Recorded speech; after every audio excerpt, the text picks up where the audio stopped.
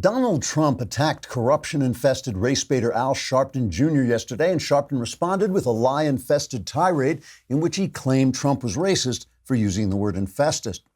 This is the same evil-infested Sharpton who shot to fame by trumpeting the false race claims of Tawana Brawley in the 1980s, even laying blame on an innocent police officer who had earlier committed suicide. But when Trump called the disgrace-infested Sharpton a, quote, con man, unquote, it must have been because Trump is racist for using the word infested. Senator Elizabeth Warren defended the sin-infested Sharpton, saying, quote, and this is a real quote, Al Sharpton has dedicated his life to the fight for justice for all.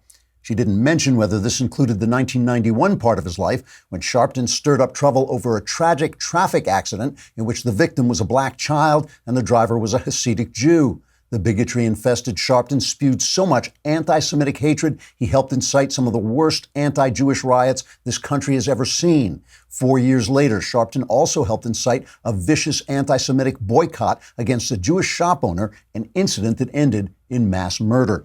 But when Donald Trump called the hate-infested Sharpton a, quote, troublemaker, unquote, it must have been because Trump is racist for using the word infested.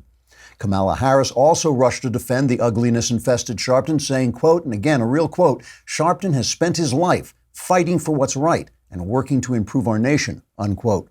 This might not include the time the slander-infested Sharpton falsely accused 3 white Duke University lacrosse players of rape, or falsely accused George Zimmerman of murdering Trayvon Martin, or falsely claimed Michael Brown was a gentle innocent shot dead by a racist cop. Still, when Donald Trump said the turpitude-infested Sharpton, quote, hates whites and cops, unquote, that must have been because Trump is racist for using the word infested. Either that or Sharpton and his Democrat defenders are all crap-infested. Trigger warning, I'm Andrew Klavan, and this is The Andrew Klavan Show. I feel hunky-dunky, life is tickety-boo. Birds are winging, also singing hunky-dunky-doo. Ship-shaped, ipsy-topsy, the world is zippity-zing. It's a wonderful day, hurrah, hooray! It makes me want to sing. Oh, hurrah, hooray! Oh, hooray, hurrah! You know, I keep hearing this story about people who have fallen for this timeshare spiel. This hasn't happened to me, but I keep hearing about it. That people, they hear it's a great investment, it's a legacy for the kids, you can stay wherever you want, whenever you want, and none of that turns out to be true. The ugly truth is, with a timeshare, you can never tell how much it's really going to cost or when it's going to end. Many owners trying to sell their timeshares online find out the hard way it's not an investment because you can't get rid of it and you can't get $1 for it. And with those rising annual maintenance and assessment fees, buying a timeshare is like giving the timeshare company a blank check for life. Even when you die, your family gets stuck with this burden. Stop the insanity today. There is a way out. If you're stuck in a timeshare nightmare, go to icanceltimeshare.com and tell them I sent you. Wesley Financial Group guarantees they will legally get you out of your timeshare contract permanently, or you pay nothing. To get your free information kit telling you all about how it works, go to icanceltimeshare.com. That's icanceltimeshare.com. And again, tell them I sent you because it helps keep the lights on here. Politics corrupts. But identity politics corrupts absolutely. Politics corrupts because it reduces complex issues to binary choices. It forces us into bed with people we might not like in order to achieve ends that we do like. And it goads us to see our opponents as enemies.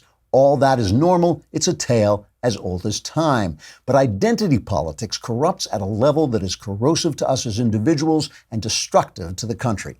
Identity politics reduces you not to a set of philosophical points of view, which is a fair, if simplistic, way to work out your political differences, but to an existential identity. It puts forward the idea that that identity is oppressed and helpless, and then it rewards your victimhood and helplessness with government and social largesse, dollars earned by the work of others, places in college you may not deserve, jobs that another person is more qualified to perform, reparations for wrongs you never suffered, and so on.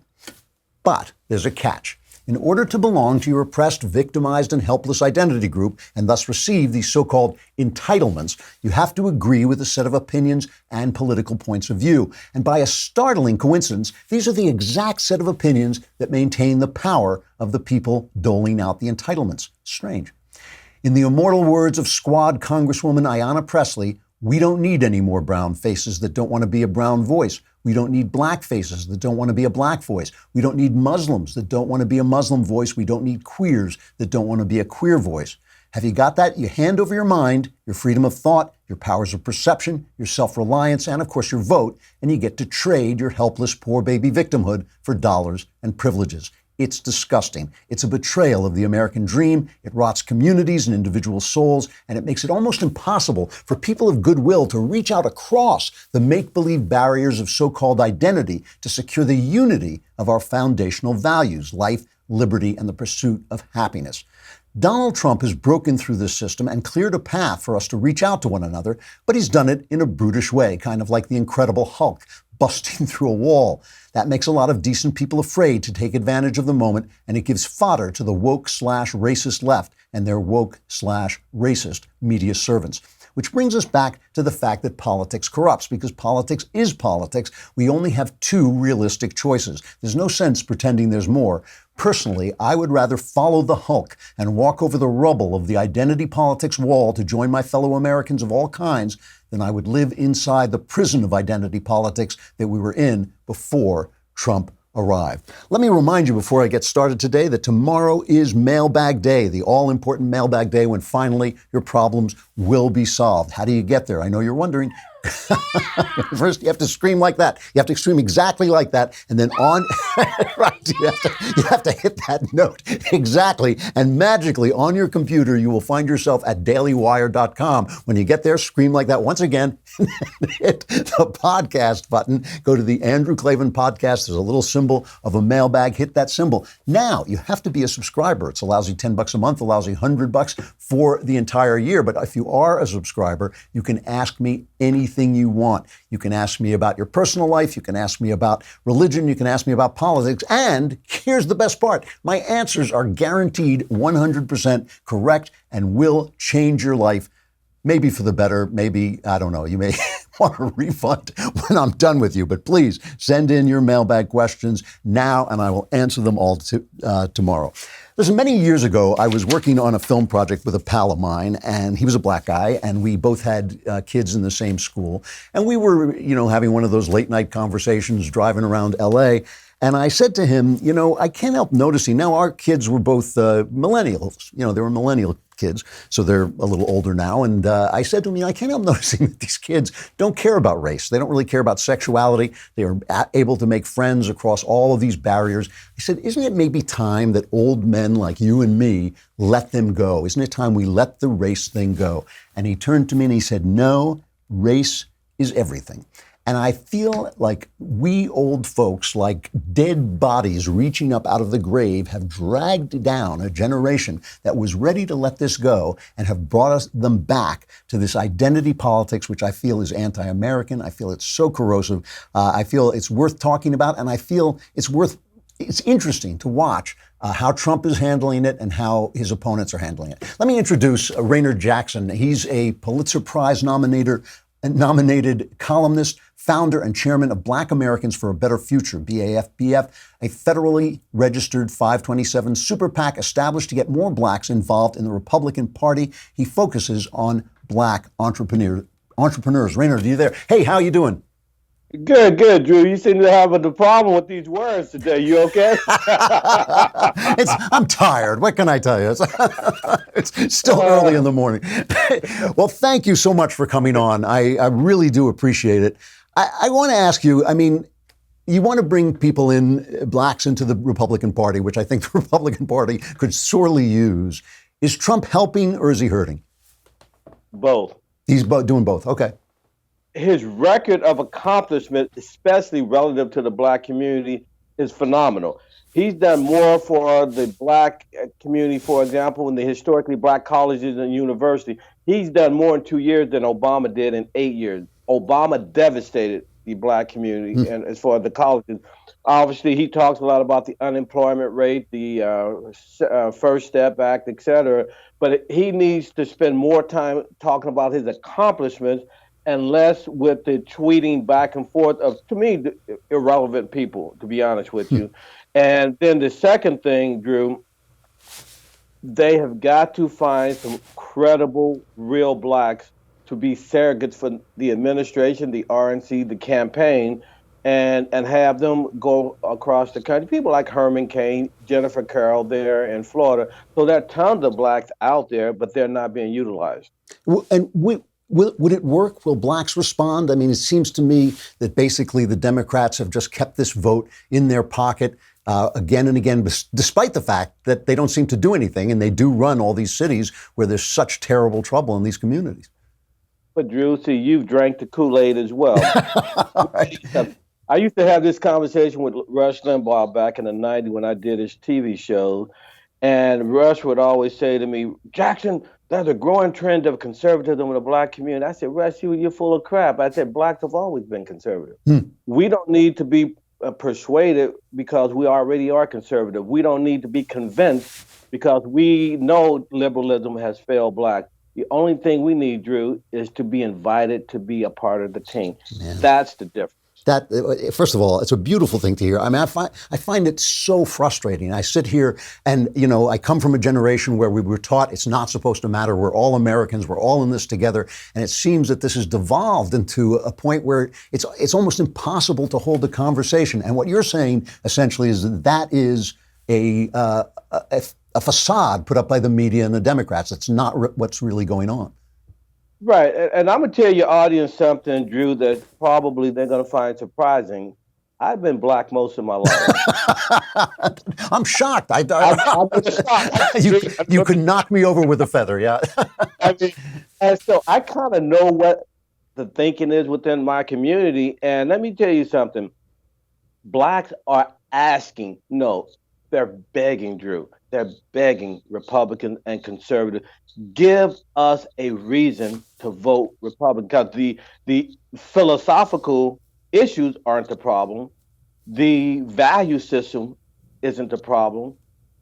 This party and the conservative movement, Drew, does not make blacks, including myself, feel like we're welcomed into I've been in the party 30 years. Mm-hmm. And I've been delegates to presidential conventions. I've been the first and only black in Virginia, where I live, to be elected national committee man for the Young Republic. I got all kind of credentials behind my name. Graduated from Oral Roberts University, so you can't out-evangelical me.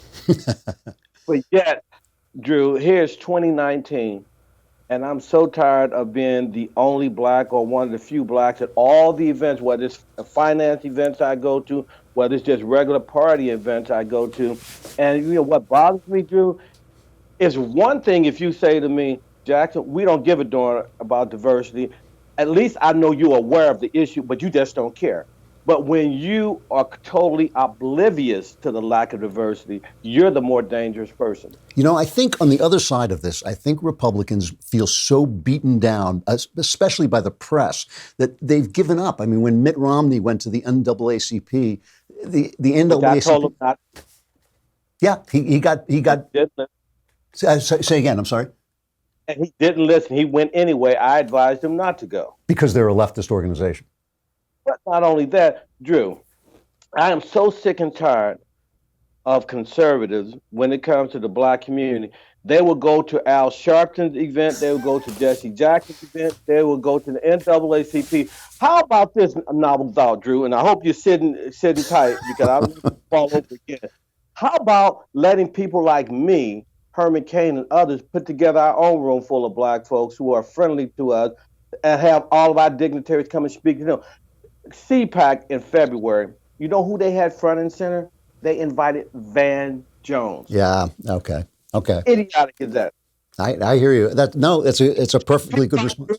Herman Cain, Jennifer Carroll, first black lieutenant governor of the state of Florida, a 20-year Navy vet.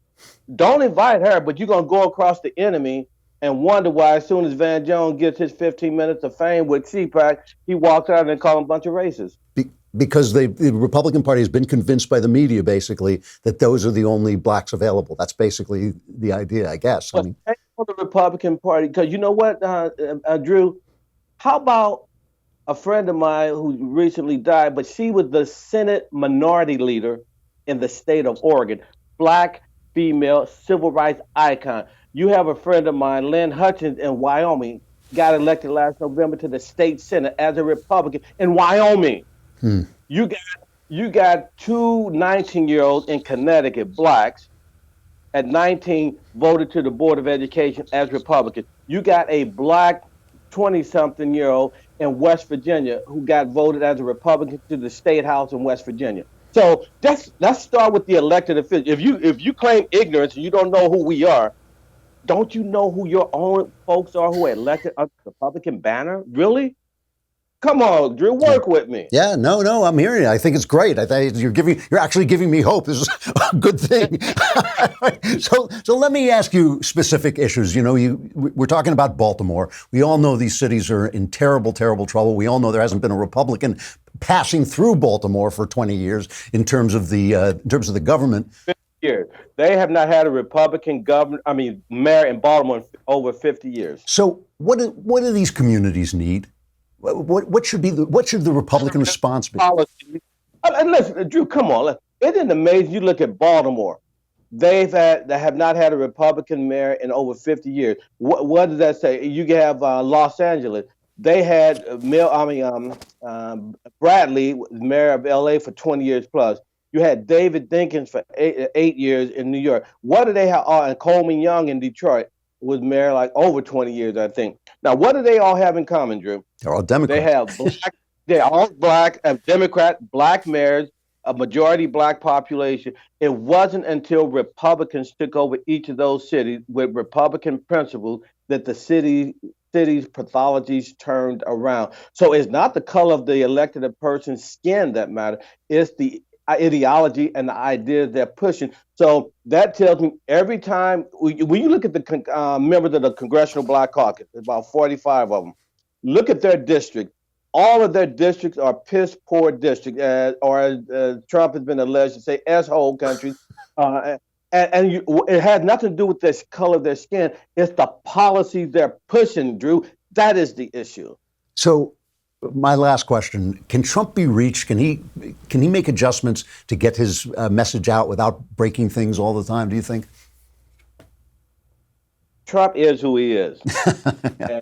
At his age, no one changes at that age. And so the best we can hope to do is to gather enough pressure from his friends and get him to alter some of the things he's doing. Change, no. Even let's say we can get him to decrease his tweeting by 10%. That's a step in the right direction. Victory, okay? I'll take it. Okay.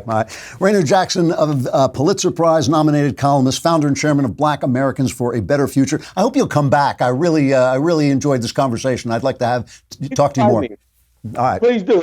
Anytime, I'll be there. All right. Thanks very much. I appreciate it. Thank you. Okay, bye-bye. Yeah.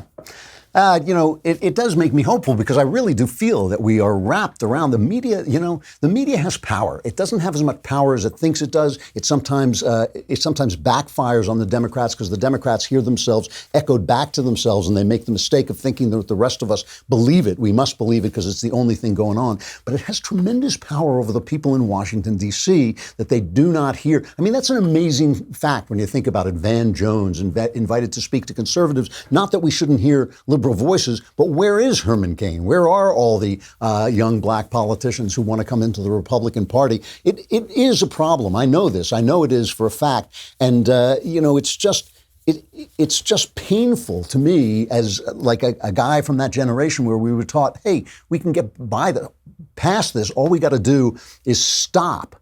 We got to stop looking at each other in terms of our race. Once we stop doing that, there's always going to be cultures. There's always going to be differences. There's always going to be little tribal glitches in your head. That is not a problem. The problem is this philosophical difference where we say that we are permanently divided, that we are different in some kind of essential way. I mean, the thing about it is when you look at poor communities, they all have the same problems. Going back in time to poor Irish communities in England, going back to poor communities in France in the 19th century, they all have the same problems because poverty creates the pathologies that continue poverty. And that is just true no matter what color people are, because people are all the same. I was just looking at what was going on and I was making fun of it in the opening, but it's not really all that funny.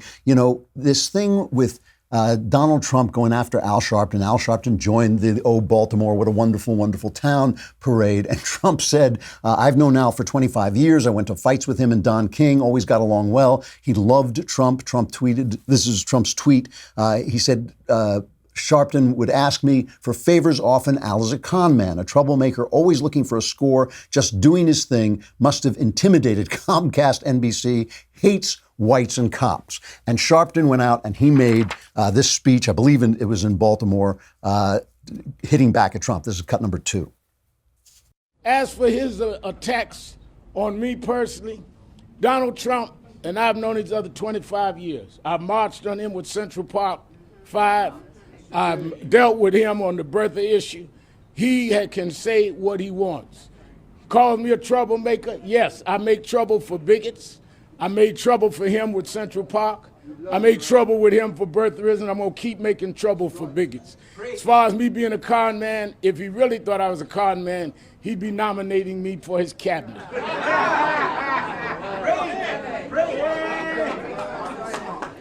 So he doesn't believe that, because if you remember, right after he was elected, he called me personally and asked me to come meet with him.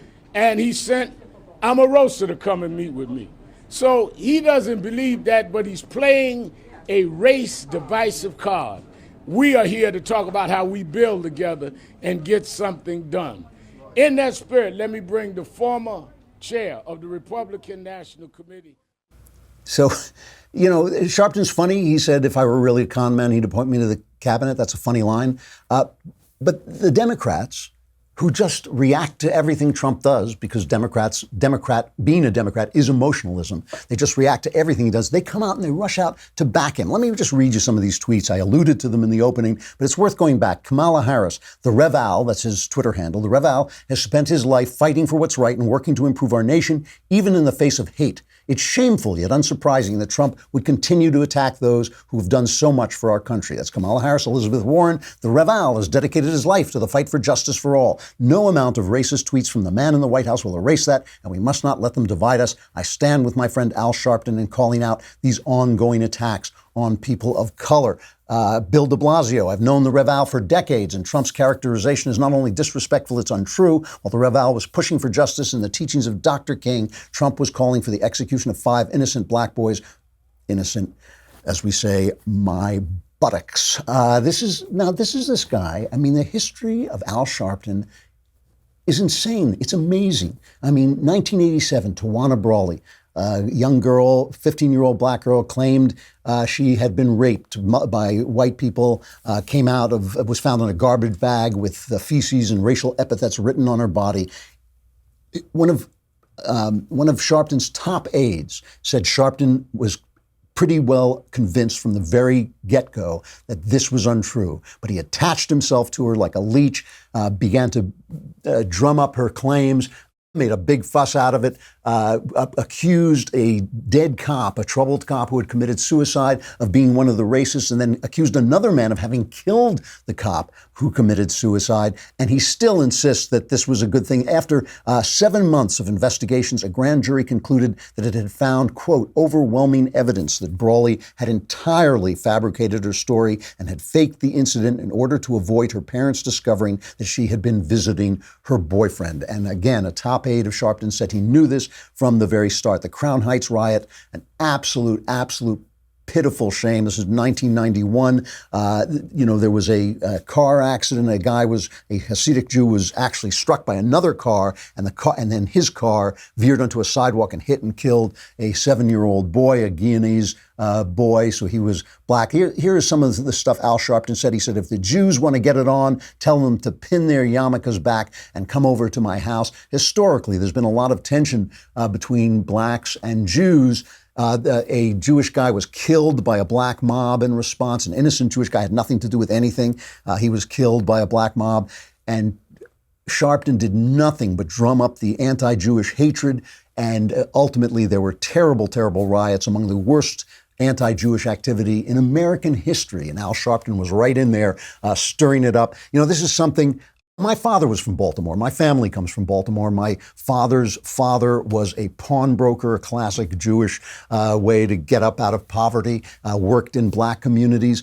And my father used to say they hated us because we were the only white people who would deal with them. We were the only white people who were in their community, so they knew us face to face, and they hated us, and they took out their animosity on white people on us because we were there. And so Al has just spent a lot of time stirring up that hatred between blacks and Jews. And of course, the people in power love it when minorities fight with each other, because that means they're not fighting with the people in power. 1995, Freddie's Fashion Mart, there was a Jewish-owned clothing store.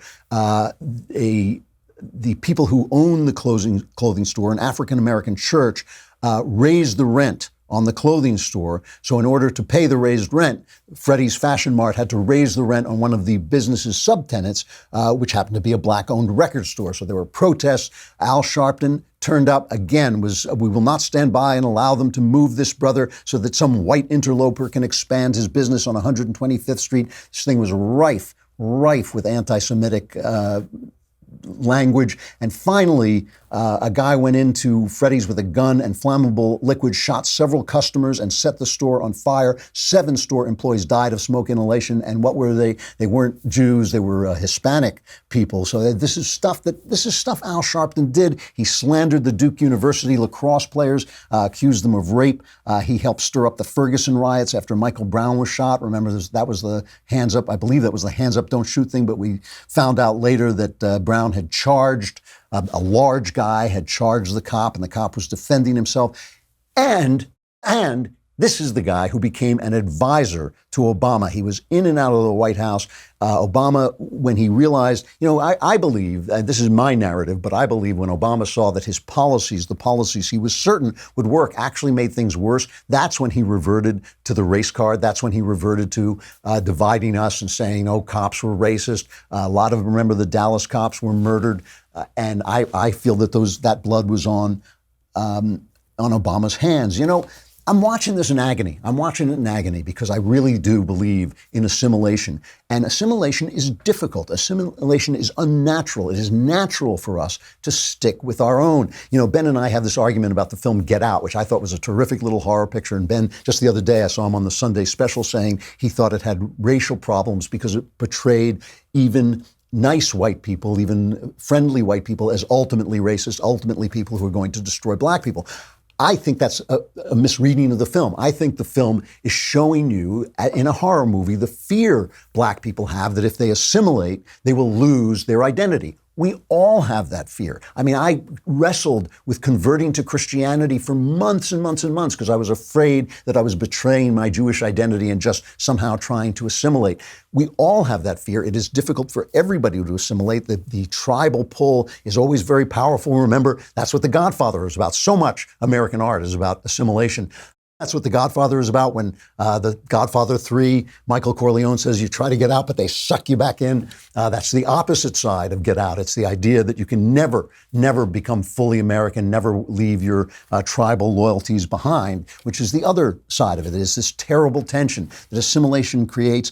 This identity politics is like a truck driven into this very delicate web that America has tried to create where we are all in this together. It is a Christian idea. In Christ, there is no Jew or Greek. In freedom, there is no black or white. That is supposed to be the idea. I know that there's a history. I understand that each one of us has gone through things that can never be undone. I understand all that. But this identity politics, it is poison. It is poisoning the American well. It is poisoning the American idea. It's disgusting.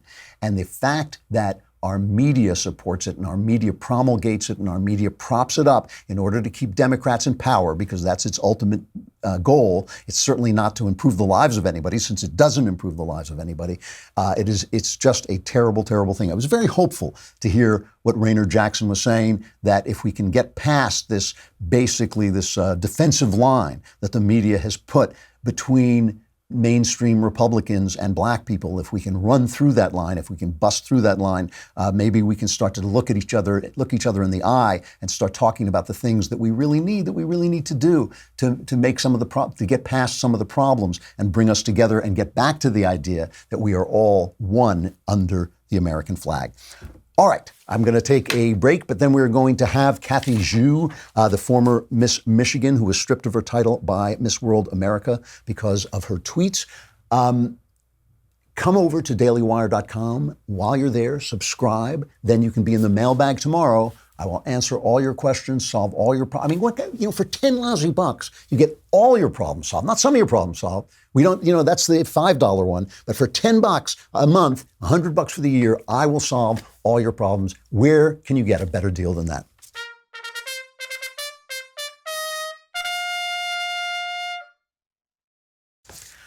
All right, Kathy Zhu is the former Miss Michigan, stripped of her title by Miss World America because of some tweets she sent out. She is vice president of the College Republicans at the University of Michigan. Kathy, you're there. Hi, how you doing?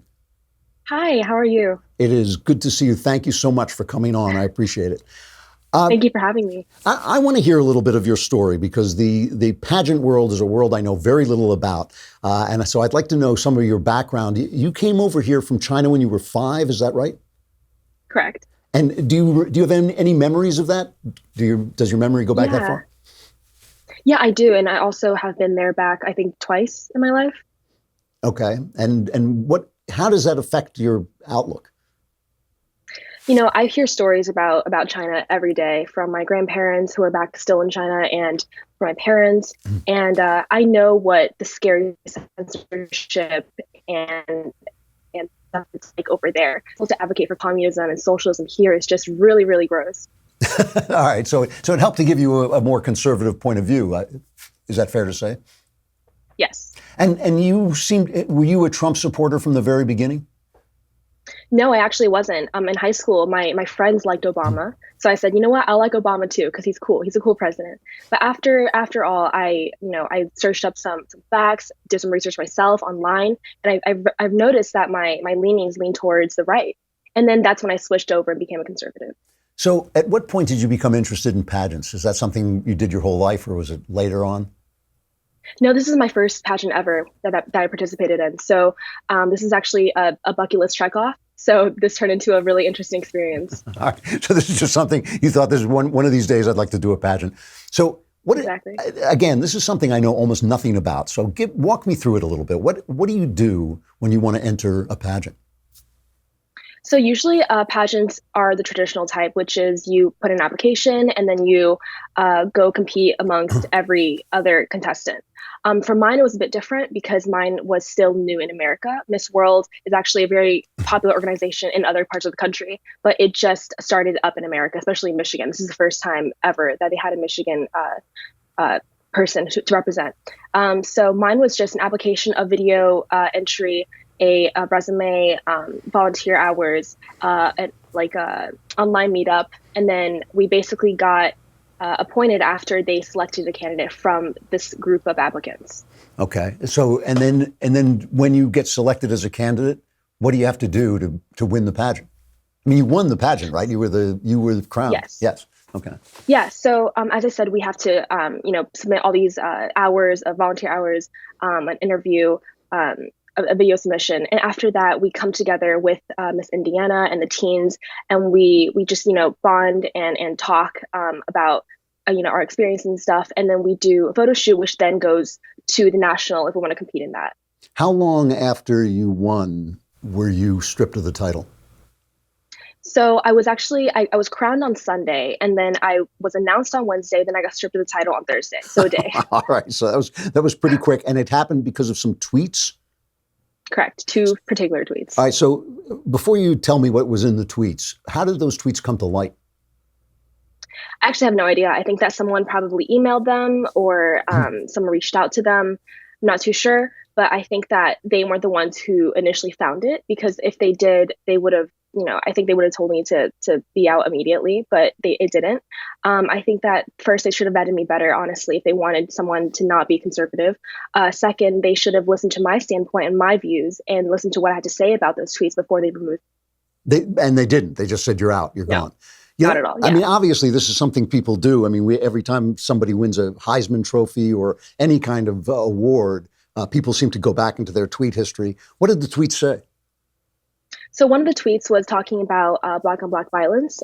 It was in response to another tweet, and this person was saying how, he was tweeting all day about how cops are racist, cops are pigs, cops are killing innocent Black people. And I got frustrated, and I replied to one of the tweets, and I said, the majority of Black deaths are caused by other Black people. So fix problems within your own communities before pushing out this narrative on other people. And apparently that was racist, even though that was facts, statistics. It's found on the FBI's website. That was one of them. The second one was about a hijab, and it was basically my past university in Florida before I transferred to Michigan. I walked past this booth and I said, try on a hijab. It was apparently trying on a hijab day, which I had no idea that was a thing. I went over and I was like, okay, that's really interesting. So I took a picture of the booth. And one of the girls came up to me and said, hey, do you want to try on a hijab? And she was going to put it over me. And I said, no, it's okay. I'm already late for class. I got to go. So after that, I posted it online. I said, is this a religious garment or is this a fashion statement? Like, what are you trying to prove here? There's women right now, struggling right now in Muslim majority countries, and they're being oppressed. And yet you're not talking about that. Instead, you want to focus on how fun it is to wear a hijab. It was just ridiculous. What's interesting to me about this is, they write out introductions for me so I can introduce my guests.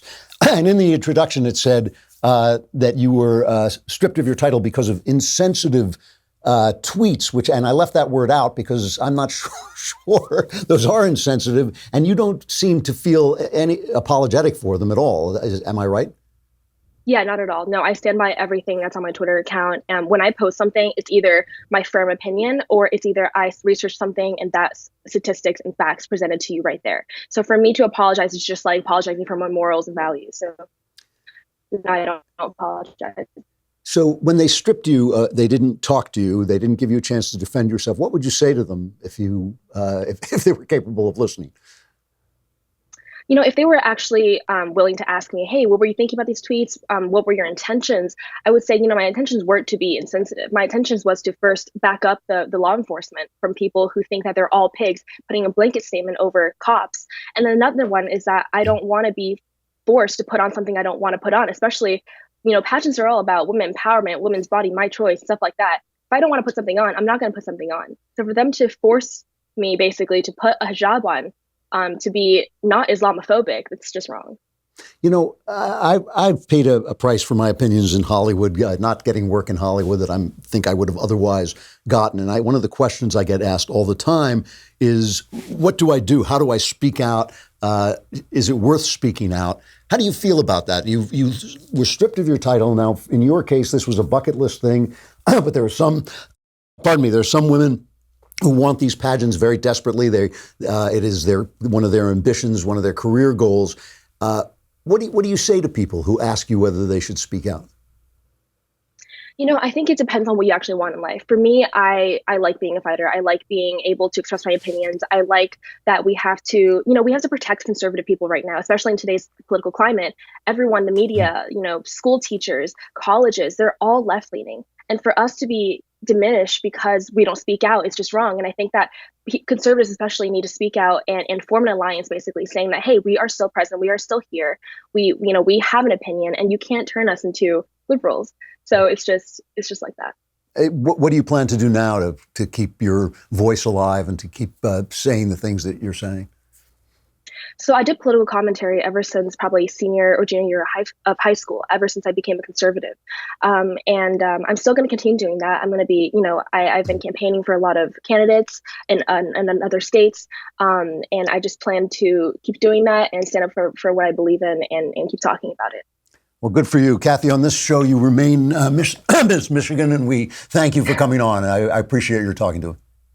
Thank you. All right, thanks a lot. Just really, truly an incredible thing that we're going through. Teachers being fired for having beliefs in, like I said in the introduction, it said, that was written for me, it said that she was thrown out for insensitive tweets, but I don't think those tweets are insensitive. I don't think it's insensitive to say that a hijab comes along with a certain point of view, a certain religious point of view, and to try it on as if it were just a fashion statement is absurd. I don't think it's at all prejudice to point out that black on black violence is what costs black lives. If Black Lives Matter, then we have to sort of tell the truth about how they're being lost and what's going on about them. So it's not as if she said something racist or something cruel or something that shouldn't be said. She just spoke the truth as she saw it and spoke her point of view. And if that's going to cost you your crown, I think the pageant, Miss World America, is not very American and actually is not going to help the world. All right, let me end with a final reflection, which had to be what I thought was one of the saddest stories I read, certainly yesterday, but for a while. This is a story about Candace Bushnell. She's now 60, but back in the 80s, I guess it was, 80s and 90s, she wrote the Sex and the City column that later became the famous TV series starring Sarah Jessica Parker. And the TV series, which I only saw once or twice, I kind of sampled it because it was such a big deal, but it wasn't something that I was interested in.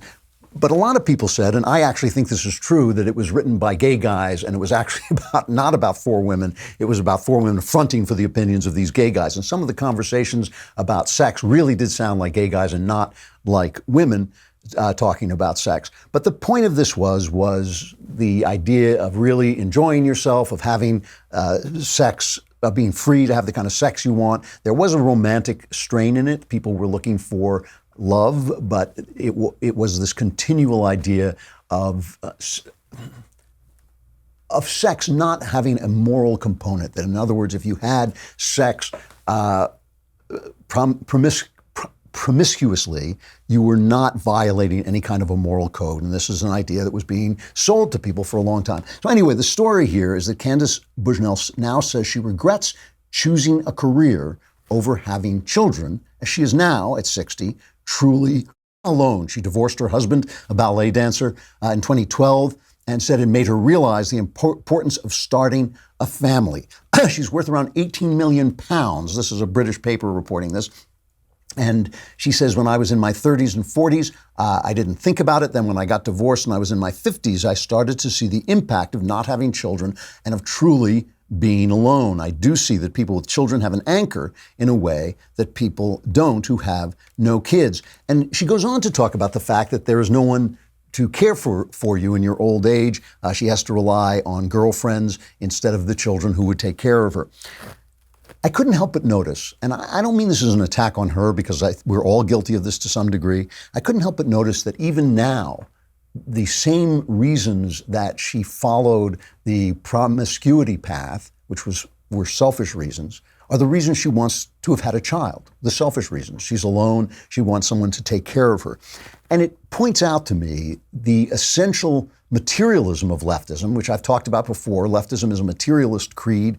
It is a creed that says I can fix this if two people have unequal amounts of money. I can take money away from one and give it to the other, and then they will be equal. And of course, the flaw in that is it doesn't look into the idea of why one person has more money than the other, why taking the money away and giving it to this other person might hurt that person, as if that person were not just a material entity who, when you gave him more money, had more money, but was also a spiritual entity who was going to behave in certain ways that might hurt him, whether he had the money or not. So this essential materialism of leftism and the essential selfishness of materialism. Under materialism, there's really no reason to do anything for anybody else. Truly, there's not, except to your own advantage. You have kids because they'll take care of you in your old age and you won't be truly alone. But the thing is, if you have a spiritual idea of life, if you have an idea that we're not just physical entities, we're not just meat puppets who can be controlled with drugs, who can be satiated with food and sex, who can be made equal with money. If you don't look at it that way, if you look at us as entities, entire entities who are selves, you start to think about other things. The religious point of view, the spiritual point of view, is that things have a purpose. Things are whole and have a purpose. Sex has a purpose. It has a lot of purposes. It has varying purposes, but it does have a purpose. Your profession has a purpose. Life has a purpose. And one of the purposes of physical life, when looked at as being part of spiritual life, one of the purposes of life is to create life, is to give the gift that you've been given to someone else. That is one of the reasons that you have children. It's not. People always say, well, parents of young children are not among the happiest people. That's true, but that doesn't mean they're not among the most fulfilled people. Having children opens up a wall that you didn't even know was there turns your two-dimensional life that you thought was a three-dimensional life into a truly three-dimensional life. It deepens your sadness and it deepens your joy. It deepens everything about your life because it is the purpose of your body. The purpose of your body and its life is to create more life. And when you do things for their purpose, you suddenly find they're harder. The world may not be as kind to you as it would be if you do it for the world. And you'll find you are much more richly fulfilled and happier. I don't sit down and write to make money. I don't sit down and write so that people will applaud me. I sit down and write because I think there's something inside me that is trying to communicate itself that I was given. It was given to me to do this, and I try to do it with that spirit. I really do, every day. I like making money off it. I like the fact that I can make a profession out of it. I like the fact that sometimes it wins me praise. Writers want to be read and writers want to be praised. I'm not denying any of that. But I know that the purpose of it is something other than that, and the purpose of life is to make life. And I think it's something that we have been talked out of, especially women, by feminists who are idiots. They have been talked out of their own purpose, their central purpose. It is the central purpose of your physical being. And I thought when I read that about Candace Bushnell, first thing that that occurred to me is, you know what? There's no going back. There's no going back. That's a mistake you cannot correct, and it is an essential mistake. And I think that everybody should be thinking about it and breaking out of the chains that the left has surrounded us, the materialist chains, which are also chains of selfishness. I'm going to stop there. Tomorrow is the mailbag. Get your questions in now. Go to dailywire.com, go to the podcast page, go to the Andrew Klavan podcast, hit that mailbag image and pour your questions in there because all your problems will be solved. I'm Andrew Klavan. This is The Andrew Klavan Show.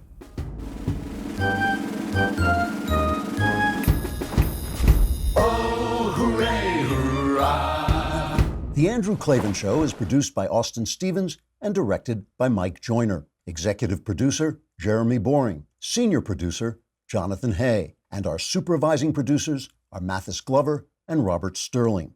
Edited by Adam Sayevitz. Audio is mixed by Mike Cormina. Hair and makeup is by Jesua Alvera. Animations are by Cynthia Angulo. And our production assistant is Nick Sheehan. The Andrew Klavan Show is a Daily Wire production.